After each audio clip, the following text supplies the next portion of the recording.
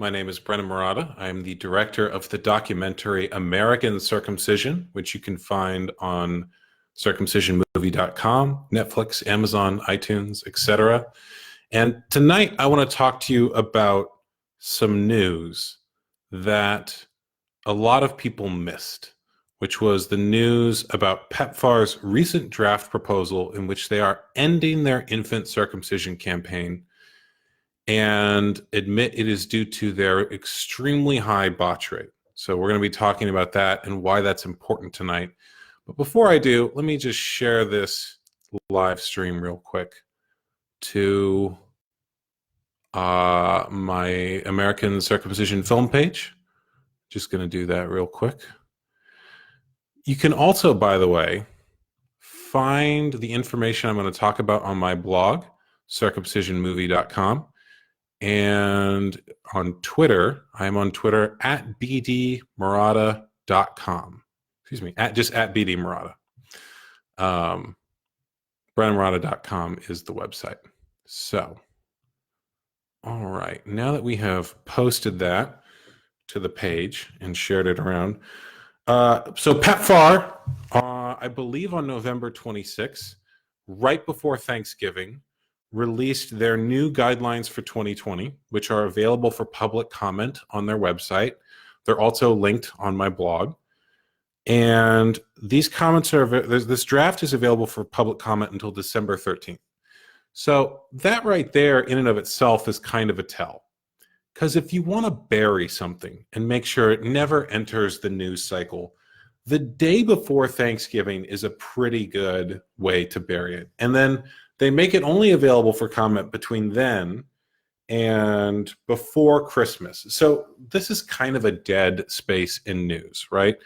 There aren't going to be a lot of reporters available on Thanksgiving Day to cover some bureaucratic guidelines, or what they think are bureaucratic guidelines. But I actually think what PEPFAR has done in these guidelines is essentially confess to a crime. And I'll talk about why that is in this live stream. These may look like dry guidelines, but the reason that they are written that way is to hide just how damning they are and just how huge the bombshells in them are. So let me bring up some information from these guidelines. This will only take a moment. The biggest thing, and the biggest thing that everyone's sort of already talked about, is that PEPFAR is ending their support of infant circumcision in Africa. Now, their ending of this support isn't due to the many criticisms that people have had of the science and of the plan. So a lot of people, including people in my film, have talked about how the science behind these studies, claiming that circumcision will reduce the risk of HIV, is really very debatable and not a good strategy for ending HIV. It's also a bit strange to circumcise infants, even if you do believe there's a reductive effect, because those children are not going to be sexually active or even at risk for HIV in that way until they're adults. So you have to assume that 18 years from now, when that person's an adult, the nature of the HIV epidemic in Africa will be exactly the same as it is now, which we all know it won't. There's an article I pulled up recently from the New York Post, which I will drop in the chat, in which President Trump calls for eradicating AIDS and HIV in 10 years. That's the headline. So I'm dropping that in the chat now. I'm also going to put in the chat the articles that I've already written on this. So PEPFAR plans to end infant circumcision in Africa, putting that in the chat now. And then a follow-up piece I wrote on what their next plan is. So that's going in the chat as well.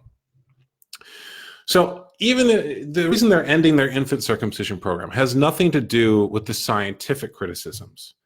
It has to do with the fact that PEPFAR's implementation of this plan was so inept that they used a circumcision device known to cause botches. And their report states that they're ending the program due to an incredibly high adverse events rate. In other words, they created so many botched circumcisions that they decided the program could not continue. So this is quoting from the report. Based on analysis of adverse events and impact on future incidents, circumcision of males under the age of 15 and those not reaching Tanner Stage 3 development will no longer be funded by PEPFAR. They continue in the section on this. Complications continue to be reported more commonly among those under the age of 15, especially in infants. And they go on to talk about the severity of glands, injuries, and fistulas, and say that no infant circumcision activities will be supported in their 2020 guidelines. So part of the reason I think this occurred is that one of the things they say is that they're also not going to support using the Mogan clamp because, quote, of the rate of severity of adverse events. So this right here is really key. The Mogan clamp is a circumcision device that was sued out of existence. The manufacturer, Mogan Circumcision, all right, it's either Mogan Instruments or Mogan Circumcision Instruments, I forget the exact name. We mentioned it in the film, was sued out of business because their device injured too many children. So this is a medical device that was sued out of business because it caused too many errors. And the lawyer who did that, David Llewellyn, appears in my film. He talks about this case. And I think this story is really important because if you take circumcision out of it, just pretend this story has nothing to do with circumcision. I think you can tell the story here without even referencing circumcision. And the story here is that a government agency, a government project, used an unsafe medical device that had been sued out of existence due to causing errors on millions of African children and had to shut down the program because it harmed so many children. That is a huge story. Now, according to PEPFAR's data, they've done 22.8 million circumcisions. We don't know how many of those are on infants. We don't know how many are on children. But according to them, the botch rate was high enough for them to end the program.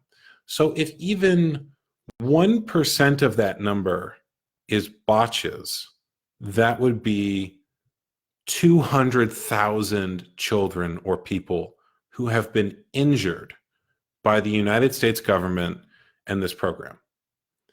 200,000 people. So if you were to take this and run it as a headline, it might be that the United States government injured that many African children. But we actually don't know how many they injured. They just say it was a really high percentage, but we don't know how many of the 22 million were children. And we don't know what exact percent were harmed. It could be higher than that. I've heard some people suggest it might have been 10%. So if it was 10%, that would be 2 million. 2 million people with botched circumcision. So we're going to have to go through the rest of their life with damaged genitals. So again, in the film American Circumcision, we interview one mother whose child had a botched circumcision. And it's one of the most moving parts of the film. People tell me they cry during the scene. I've seen people cry during the scene because she's thinking, you know, what am I going to tell my child? What does this mean? I was supposed to protect him and I didn't. Now, add to that another interesting story, which is, this is from Standard Digital. It is a foreign news source. They say that it's an op-ed saying that NGO chiefs have been using children to get money from AIDS donors. So if you bring a child to get circumcised, this program will pay you, apparently. And one of the ways they are, this is from the article, cutting corners to engage unqualified circumcisers instead of hiring qualified surgeons, puts children at risk. They talk about the corruption of these programs. And let me find the exact part. This is just in Kenya, I believe. They say so far about 35,000 boys have been circumcised without their parents' consent. Now, I don't know what the number is across the program. That's just one country, and that's just from this one article. So imagine this scenario. A child is taken to a PEPFAR-funded circumcision program circumcised without the parent's consent, using a medical device that was sued out of business for being unsafe long before this program ever began. Now imagine that there's apparently a high percentage of these cases where the child was injured or had an adverse event or botched circumcision of some kind. Do you think that person has a lawsuit against PEPFAR or the United States government?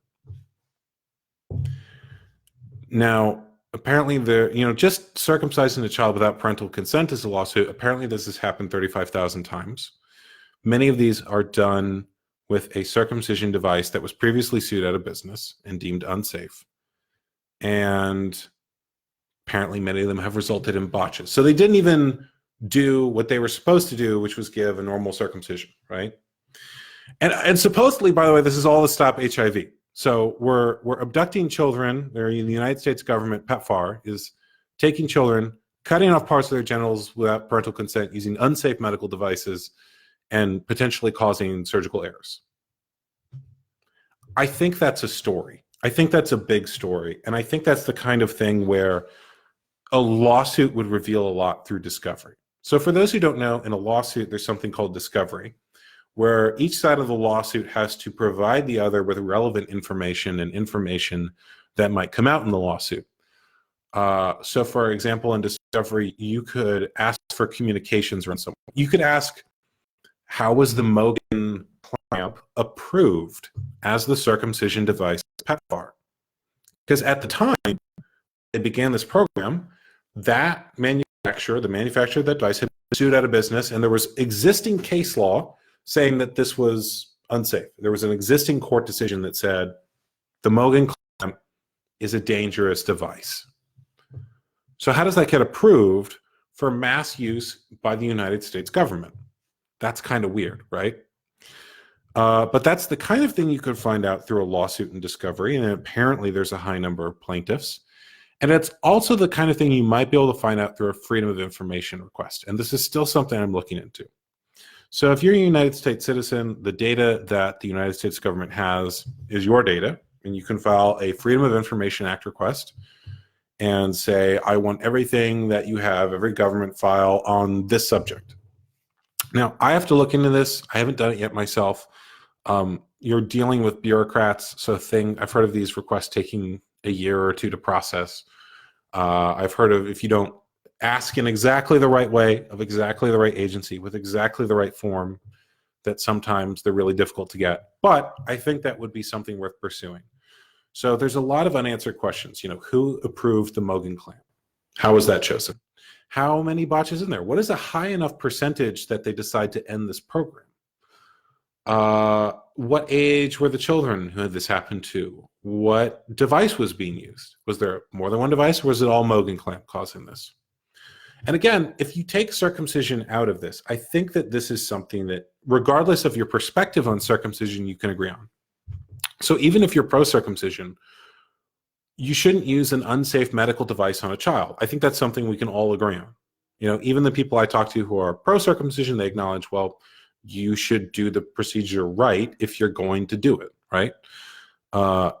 So using a medical device that's been sued out of business doesn't seem like safe standard of care. I don't know. Maybe there's something in medical school they teach you about using medical devices that have been sued in a court of law that I don't know about. Critics of mine like to say, oh, your Google search doesn't replace my medical degree. Apparently a medical degree replaces a law degree. I didn't know that. But it seems like there's a big story here and a lawsuit here, and one that if you could find the right plaintiff, of which there are many, there'd be something. So the part of the challenge would be finding that, because the lawyers who might take that case are in the United States, and the population that you would find a plaintiff from is not necessarily privileged. So they don't necessarily have access to the same legal help. They don't have, someone who went to this program and got free circumcision or signed their kid up for it doesn't have access to the same resources as affluent Americans. But there are people who might be able to help find them. So there are activists working on this issue, in African countries, and if one of them could connect a potential plaintiff who had a botched circumcision with an American lawyer, I think there might be something here. Now, that in and of itself is huge, right? That they're basically admitting that they did too much malpractice for the program to continue. And I think that that is the right term, because according to their own report, they were using the circumcision device that got sued out of business, the Mogen clamp, and they had to cancel the program due to too many adverse events. I really would like to know what percentage that was. I think that's highly relevant. And one of the things I've written is, if you leave a comment, ask for more data on that, because that data would be useful. That is useful information. And it's one that I think that American practitioners should know too. So one of the things that people always say about infant circumcision is, oh, well, it's safer if you do it when they're young. But according to this, and the data that is now out of the HIV circumcision program, the PEPFAR program in Africa, it's not safer. They're ending the infant circumcision program and charging ahead with the teenage circumcision program. So according to their data, doing it at a later age is safer. And I think that that exact data is relevant and important, and things that American practitioners should have access to.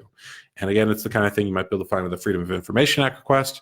And it's the kind of thing that even a good journalist might be able to ask. So I know that if I call the PEPFAR media inquiries line, they might not take my call, because I'm already public on this issue. But an investigative reporter has a story here that I think is really powerful and really important. And again, if you take circumcision out of it, the story is a government agency used an unsafe medical device that had already been sued and the subject of a lawsuit on millions of African children, and had to cancel the program because they hurt so many children. That's huge. Now, what they're doing next is even more stupid. So because no one has called them out on this aspect of the program, and again, I think that's partially because you have to have specialized knowledge. So you have to know that the Mogen clamp had previously been sued. You have to understand this particular issue, which most journalists don't. And then, of course, they publish it the day before Thanksgiving when no one is at their desk, right? So you have to be really paying attention to these things and really understand the issue, which apparently is me and a few other activists. I actually saw these guidelines posted because Brother K shared them. And so apparently we're the only two people who were paying attention.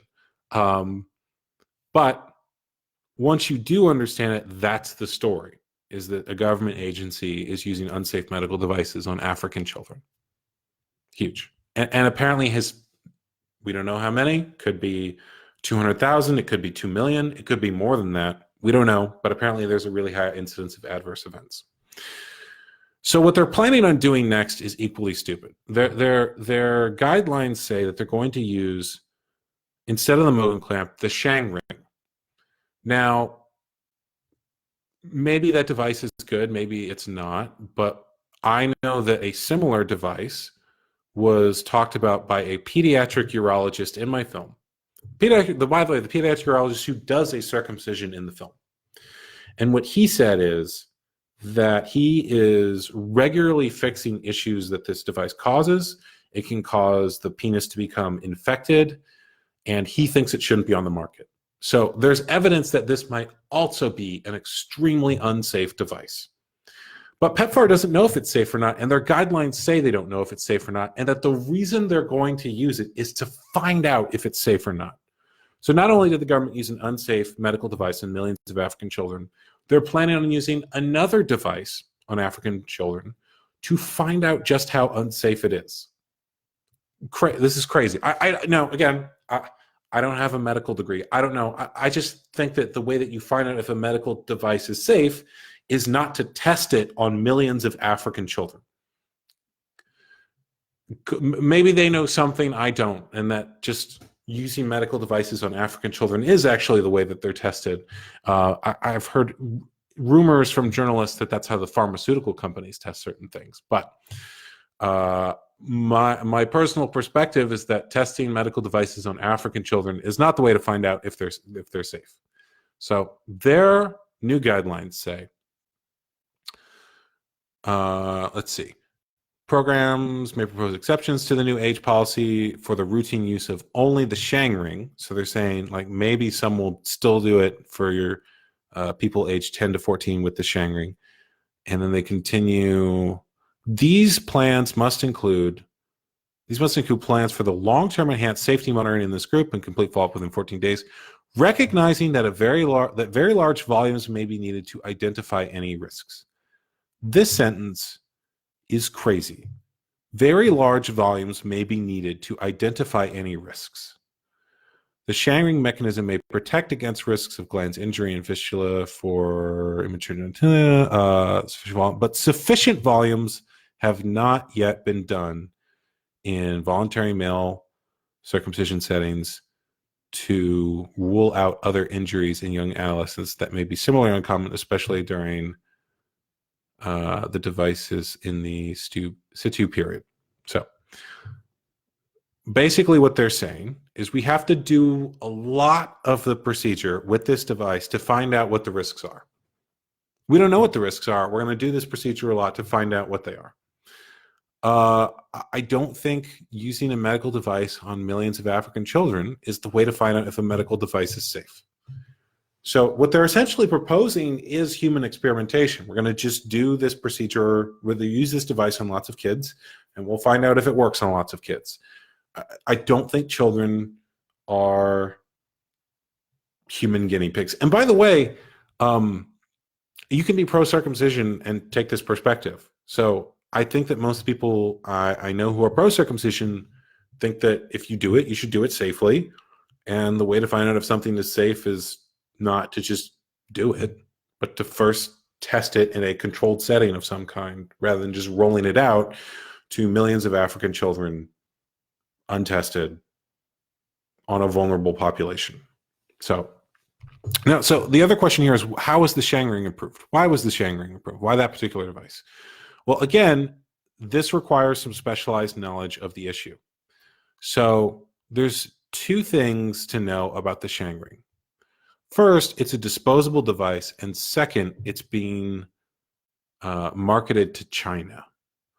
And I think both of those are important. So as a disposable device, if you use a Mogan clamp or a Gomco clamp or one of these other devices, you can buy one device and you use it on lots of kids, right? You have to sterilize it in between, but you buy one and then you just use the one. With the Shang Ring, it's basically a little clamp that you put on, and it strangles the foreskin and it strangles that body part and cuts off circulation until the body part dies and falls off. And it's a disposable plastic device, meaning you have to buy a new one for each circumcision you do. Now, which is more profitable for the manufacturer? A device that you sell once and then that person's need is fulfilled, or a single-use device you sell over and over again for each one? Now, keep in mind, PEPFAR claims they've done 22.8 million circumcisions. Whatever the profit margin is on one plastic device, which is a medical device, which you can charge medical device rates for, even though it's like a little piece of plastic that clamps shut, right?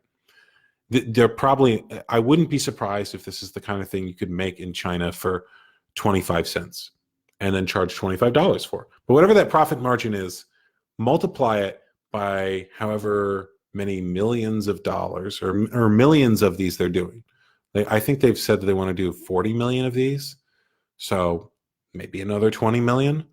Whatever that profit margin is, multiply it by however many million they're doing. That's how much the manufacturers make. That's a huge government contract.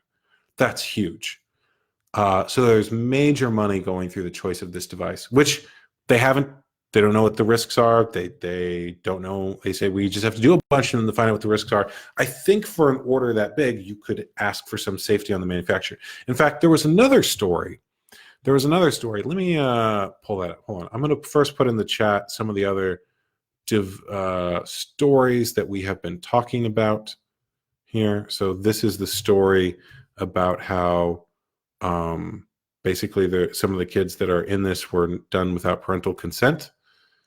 And let me find the Shang Ring one. This one I'd have to find on Twitter. So there was another story about how there was another similar device, an Israeli developed one. I think it was Prepex. Let me look it up real quick. This will take only a moment. But there was another device that The creator was basically complaining that WHO, World Health Organization regulations were making it difficult for them to compete by requesting things like a sterile room where the circumcision is done. Now, again, I feel like asking for a sterile room for a surgery is a reasonable request on the part of the World Health Organization. Here's the story. So yeah, they were complaining. They were advertising the preworks, a bloodless and painless device, right?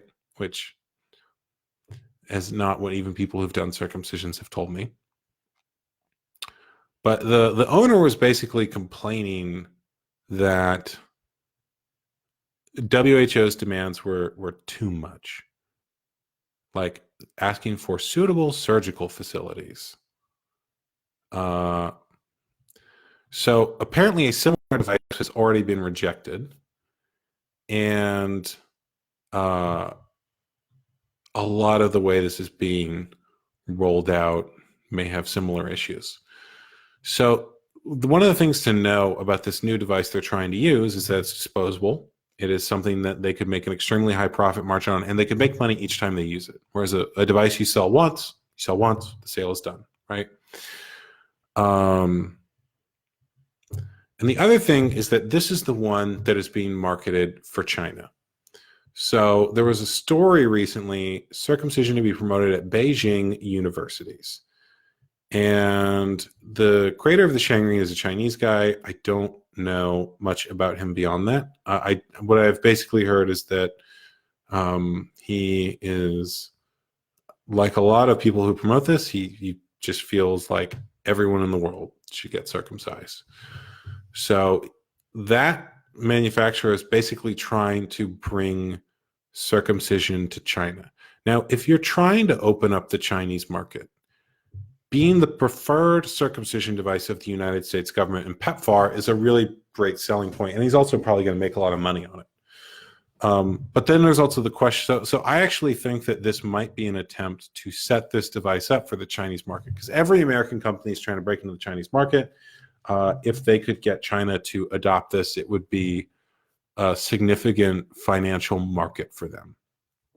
I don't know if that will happen. It seems like basically this one device manufacturer is the biggest one pushing it. And he's connected enough that he's been able to get PEPFAR to suggest him as the thing for the new guidelines without any safety data. So they're just going to use it, they're going to test it, they're going to find out if it's safe. And I see a potential for this to backfire, because if they have the same incidence of adverse events, then that could harm this for the Chinese market. But I think that they're going to just try to use it as a selling point. And apparently you can botch millions of children, and there's no acknowledgement of that in the new proposal. So, you know, if an individual with a moral compass of some kind hurt thousands of children, I think they'd feel guilt, some acknowledgement. There might be some soul searching, like, what did I do wrong? How did I cause this? I don't see anything like that in the report. And I think partially it's because no one's held them accountable. So everything I'm saying is in the report. It's in the new draft proposal. You can go read it yourself. I put links in the comments talking about what this means, but until someone holds them accountable, I don't know that it will change. But they have given all the information needed to hold them accountable, and the further information you'd want, I think, is accessible. It's something you could find. So I wouldn't be surprised if they're choosing the Shang Ring to set it up for the Chinese market, and that is part of it. I do not know enough about the situation there to give anything further beyond that. I do know one of the things that Brian Earp wrote about is that circumcision device manufacturers are now often writing policy for places like WHO.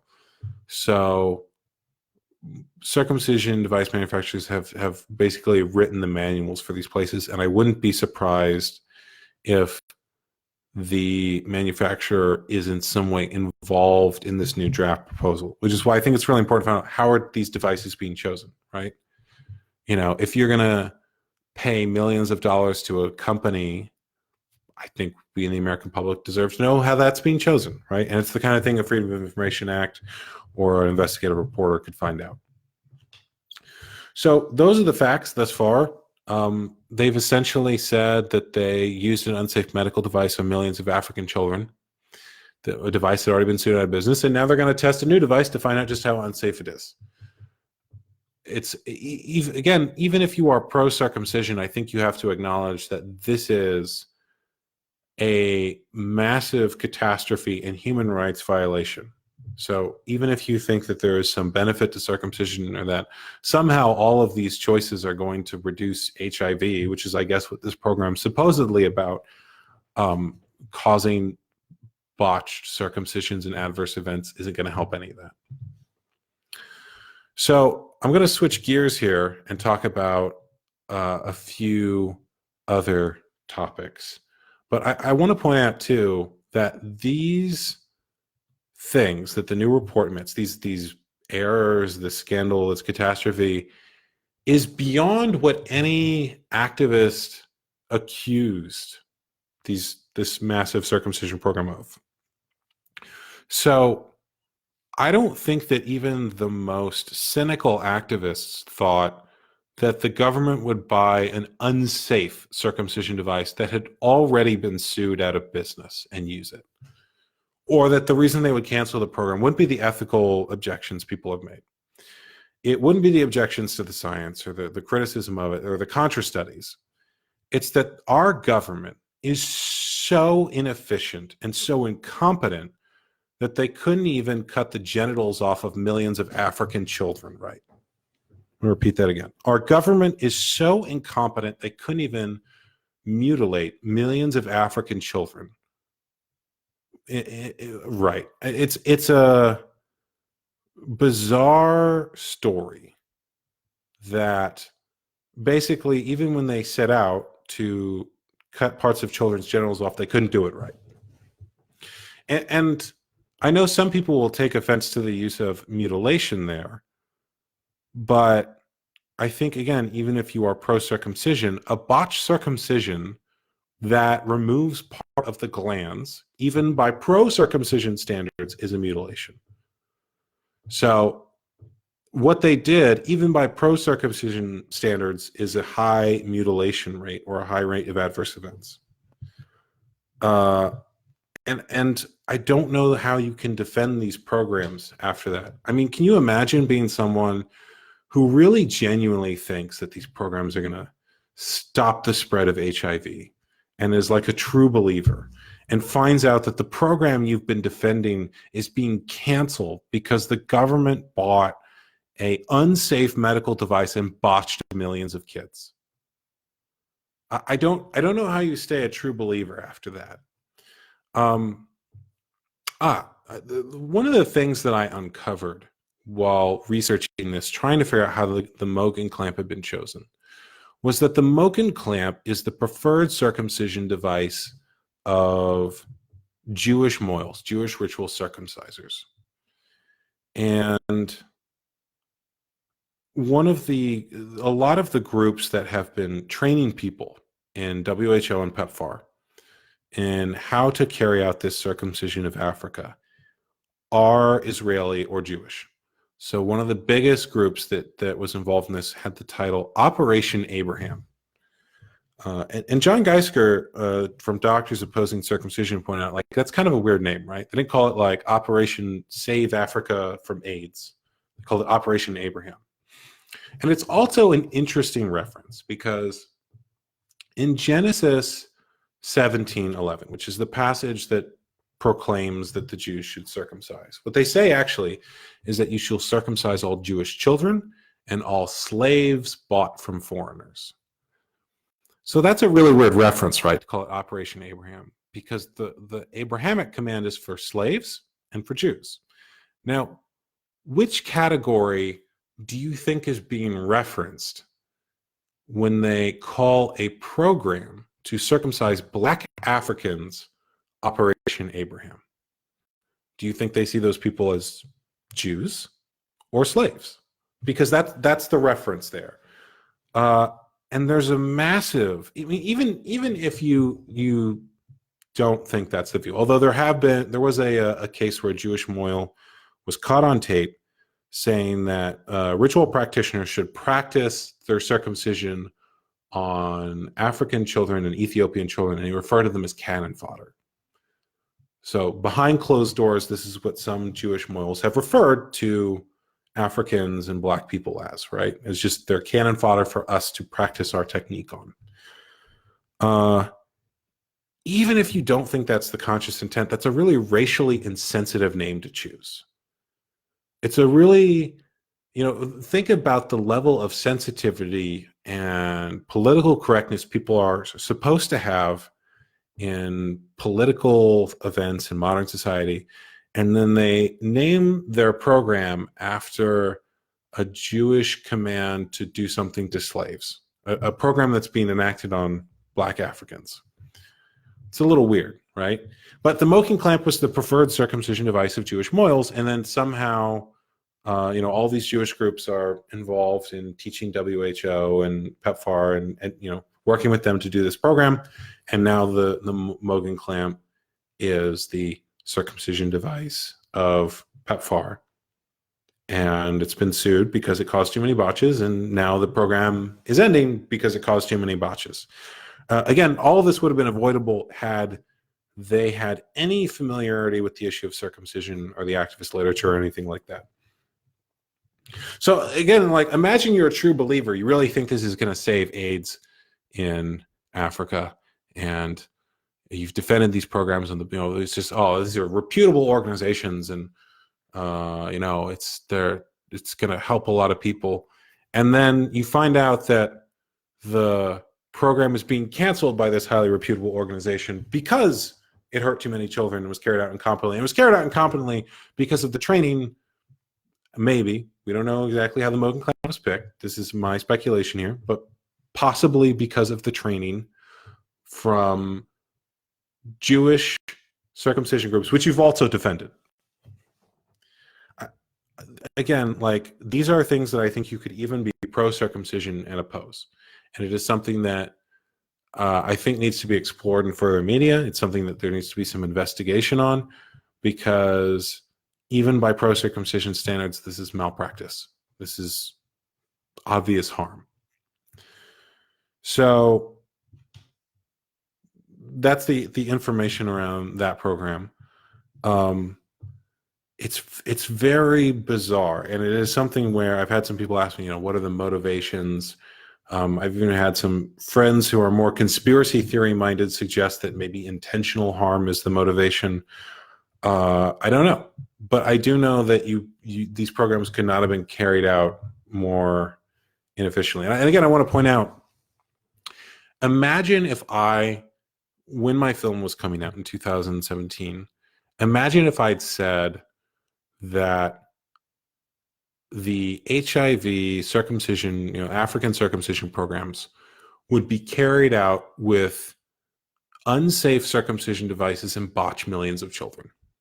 Do you think if I'd said that in 2017 that people would have said, oh, that's obviously, intactivist propaganda, you're lying, that's totally false, it's unsafe, these are very reputable organizations, you're just unscientific to suggest it. Do you think I would have gotten that response? What do you think it means now that it's in PEPFAR's own draft proposal?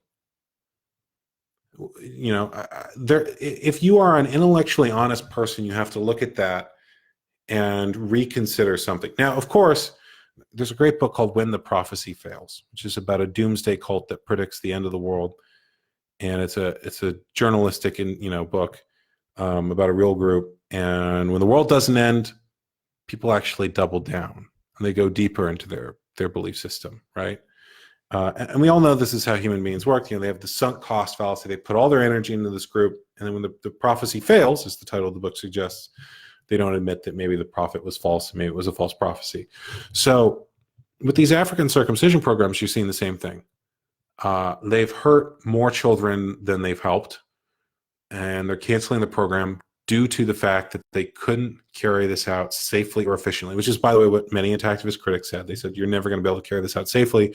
You're going to have more, John Geisker in the extended interview, which you can find in our bonus features, he says, you're going to have more botches than help kids, because they're going to come into town with the van, they're going to do these circumcisions, they're going to leave, and there's going to be no surgical follow-up.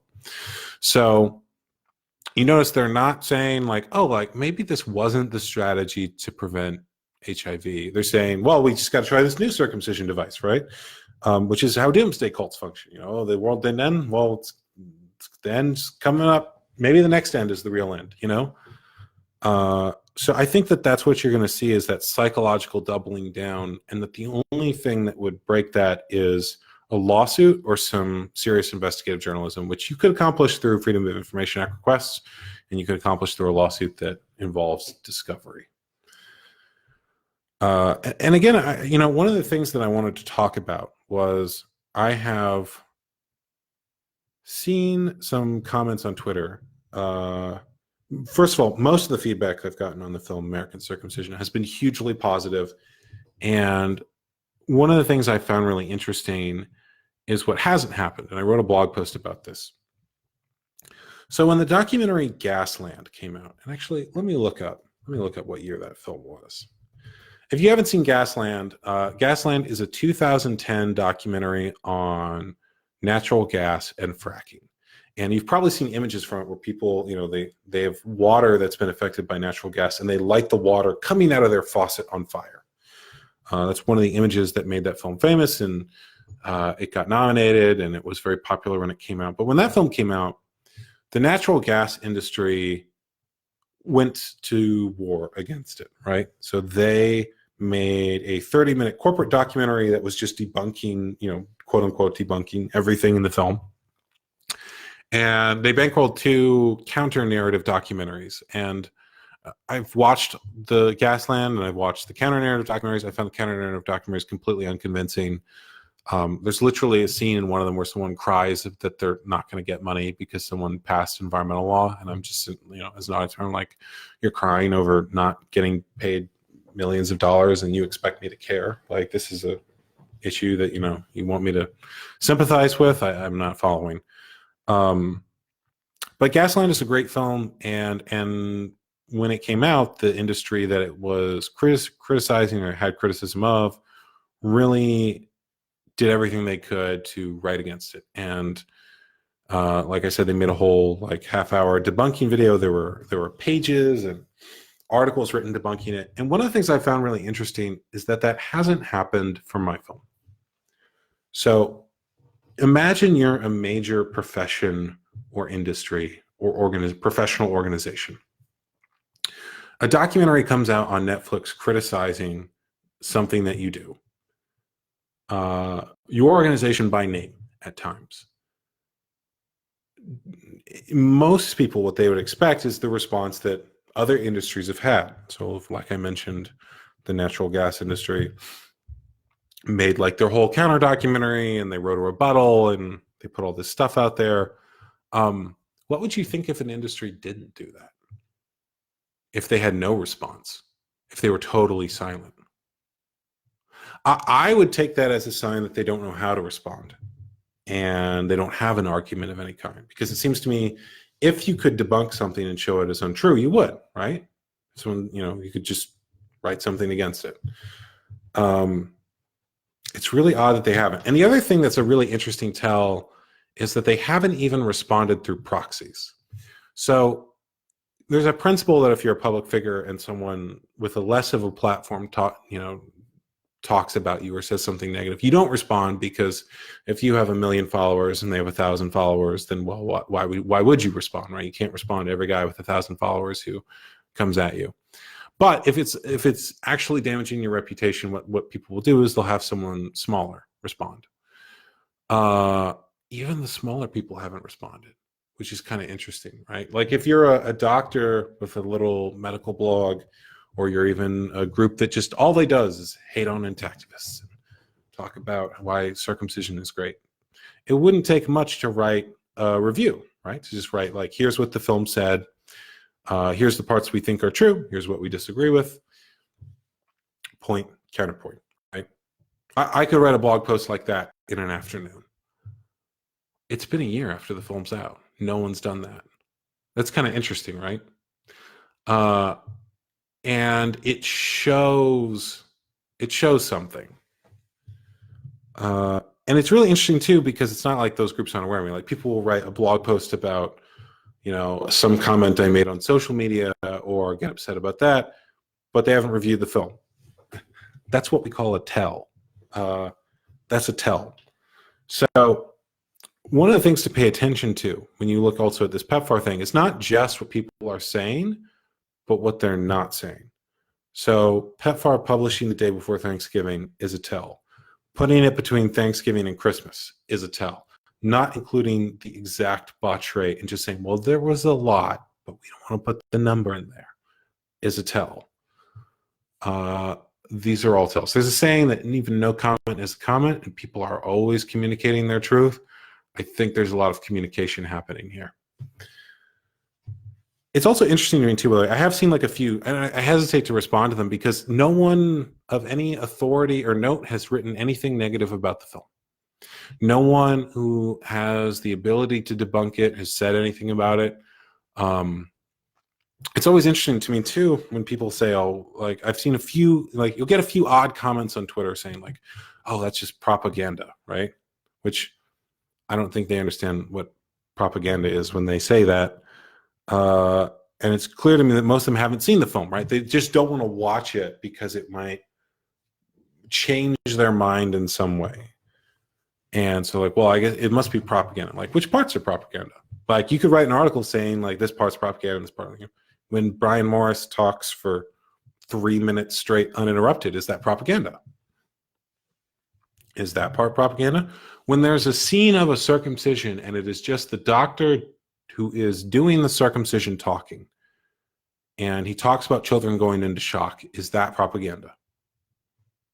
It is just someone who does circumcisions, who thinks it should be an allowed practice, talking about the procedure while doing the procedure. Is that propaganda? And again, like, it would be really easy to write a point-by-point rebuttal to certain things in the film. There's specific scientific studies we mentioned, like the Sorrell study and the Taddeo studies and the studies on trauma and pain and memory. No one ever, they'll say like there's no. I literally put scientific studies on camera and say the name of them. I don't know of any other documentary that is as scientifically accurate and truth-based in that way. Most documentaries, they have an expert. The expert tells you something. You're supposed to take that expert at face value.